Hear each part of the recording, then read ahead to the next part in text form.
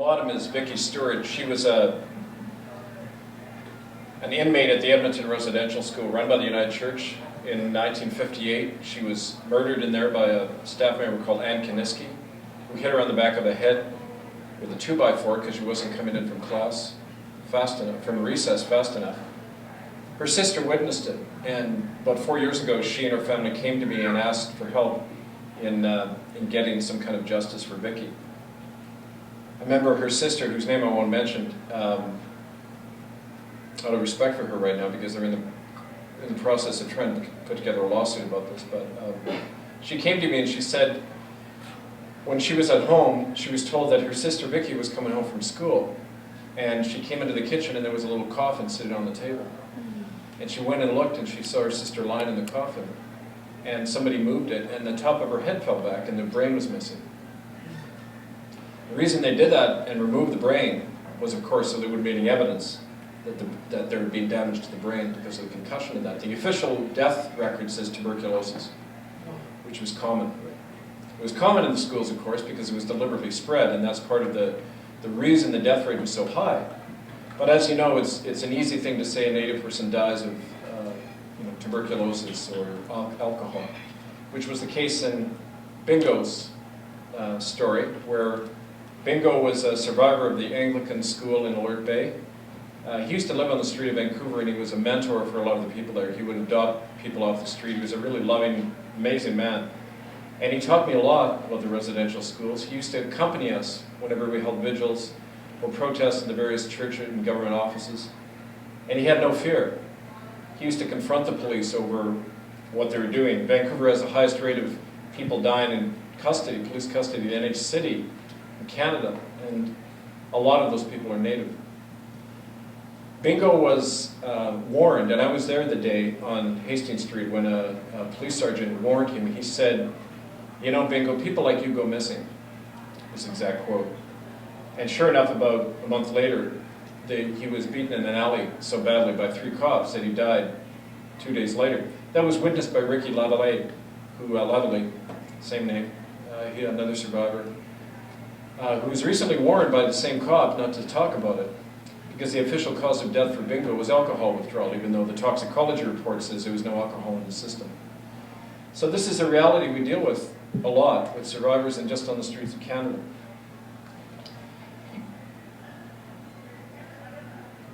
I want to read something about that first from the book, and I want to use this also as a time to hear from all of you and to talk about the fact that we're really at a crossroads right now in Canada and really around the world, because for the first time in many centuries, I would say, is the opportunity to not only hold institutions accountable, but to change ourselves. Because I don't think you can hold, ultimately you could say you can't hold an institution accountable because it has its own law, and that's self-preservation. Whether it's a church or a corporation or any institution, its survival comes before anything, including the people within it.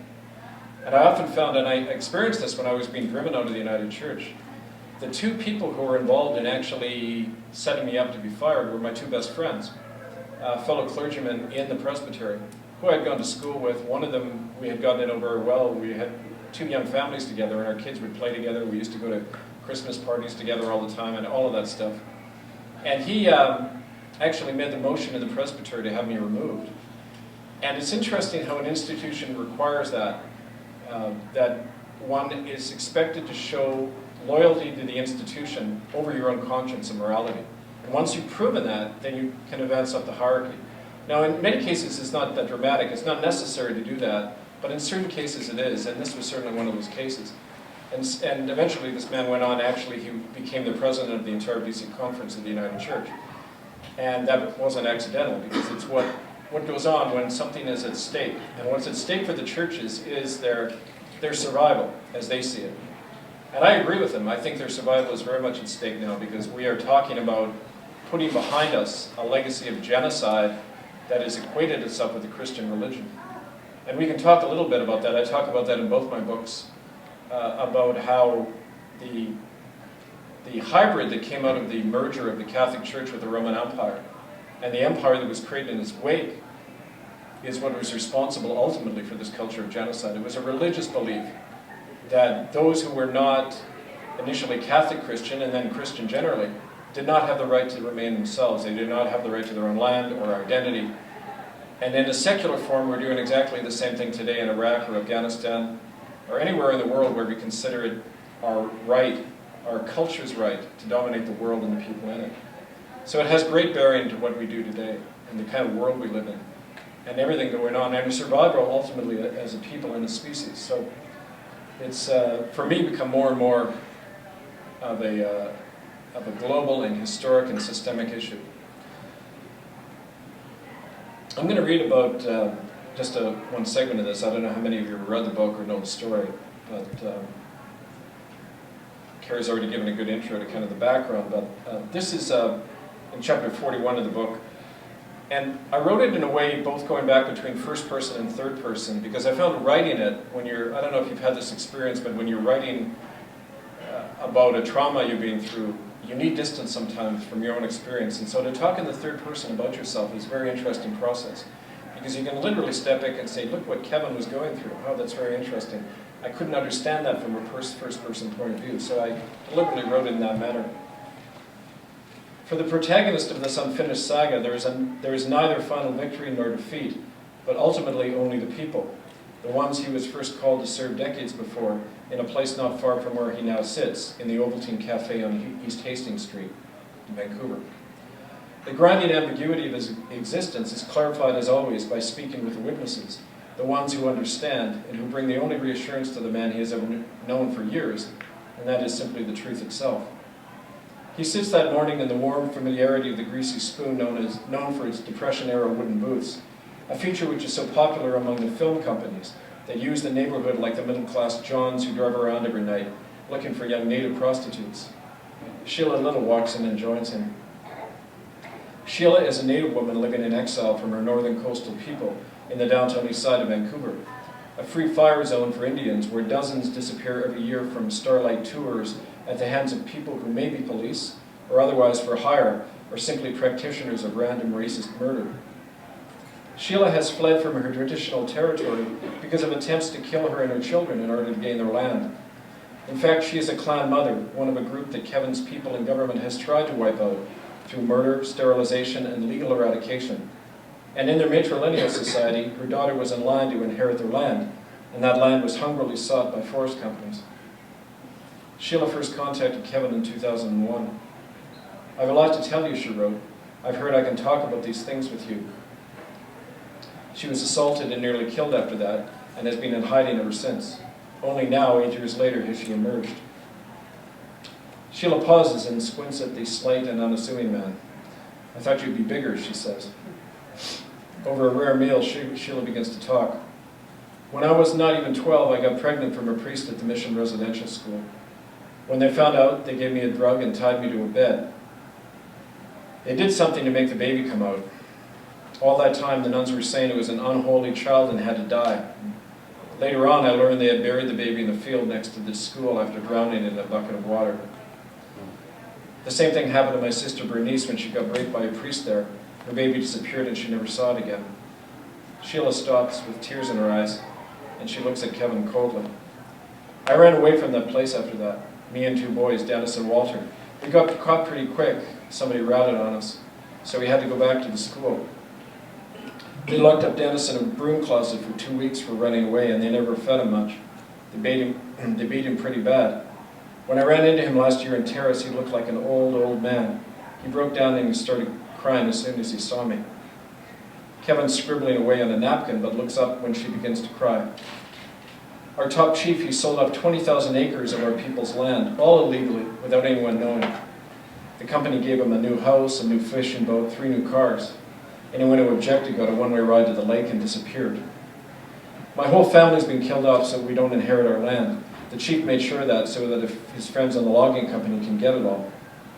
She declines to name either the chief or the logging company, for she wants to live to see her grandchildren, but their identities are obvious and much quoted in the press.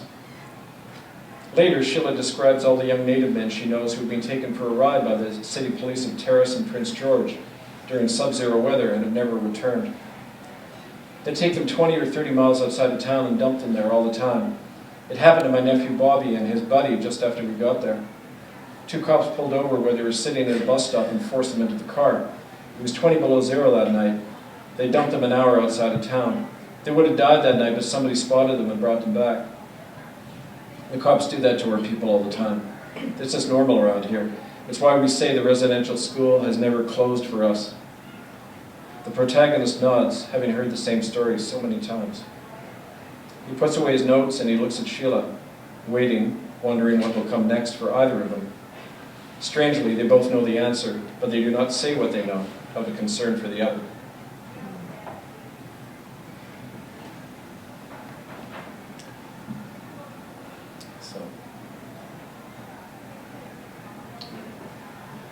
Any questions or things you need to say? Actually, I'd appreciate it if you said something at the moment, because I can't right now. Okay?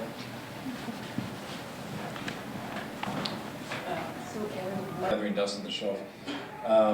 But if you go to hiddennolonger.com, and I'll give you all the info, it's all posted now, you can download it for free. www.hiddennolonger.com. And in here, I actually discussed the convention a lot, because in a nutshell, what happened, there was a man, Raphael Lemkin, who wrote the original book on genocide. He coined the term genocide in 1944, a book he wrote for the US War Department called Axis Rule in Occupied Europe. And Lemkin defined genocide very broadly. It's simply when you try to wipe out a people. And he had 3 definitions: cultural, biological, physical. So cultural genocide is when you're trying to destroy the identity of a people by denying them their language, separating the sexes at a young age, all of that stuff. Biological, overt sterilizations, forced abortions, things that are trying to stop people from breeding. Physical, of course, you're just slaughtering them. Now, the original draft committee at the UN in 1946 adopted his definition wholesale, but then the committee was established to work that into a final document. And the United States and Canada got on the committee, including Lester Pearson, who was External Affairs Minister then and eventual Prime Minister. And like many people involved in these things, he's lauded still to this day as a great liberal humanitarian, and I'm sure he was. I'm sure Lester had his good points. But in this case, what he did, and he was very clear about this when he spoke about it in Parliament in 1952, which is the year Canada ratified the convention. What he said was, if we adopted Lemkin's definition wholesale, we'd have to close our Indian residential schools. Because under the definition culture of genocide, we are committing genocide. And in effect, I don't have the entire quote with me, but he said, in effect, since we can't do that, we have to redefine what genocide means. And so what happened was the Americans and the Canadians especially shifted the focus in the definition of genocide away from cultural and biological and the physical act of genocide. So nowadays, when you talk to media commentators, and I've done this a lot when people interview me, they say, well, surely this wasn't genocide. I get this from scholars, I get this from reporters, very well-educated people across the country. Even Sven Robinson said it at an all-candidates meeting in Vancouver when he said, what happened in Canada wasn't genocide. It's not like what happened in Kampuchea or Bosnia or Rwanda. That's because people weren't being taken out en masse and shot. That's our understanding of what genocide is.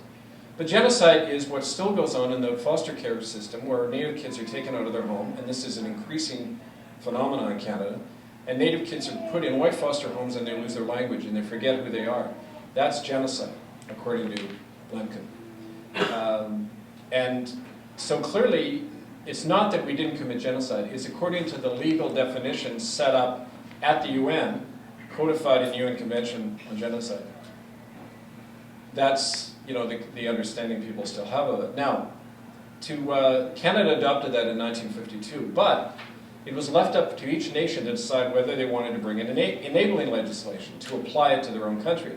Guess what? Canada didn't, any more than the US or most other countries, bring in the enabling legislation until the year 2000, when a thing called, very impressive, because us Canadians are really good at this, we create an impression of something until you look behind the scenes of what's really going on.